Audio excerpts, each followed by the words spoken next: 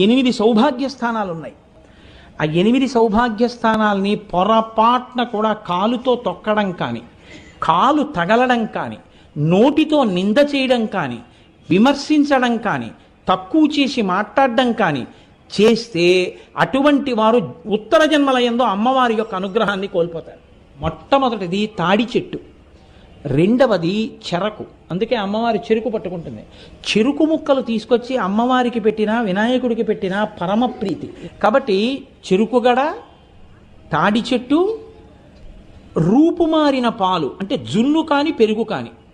4వది ఉప్పు.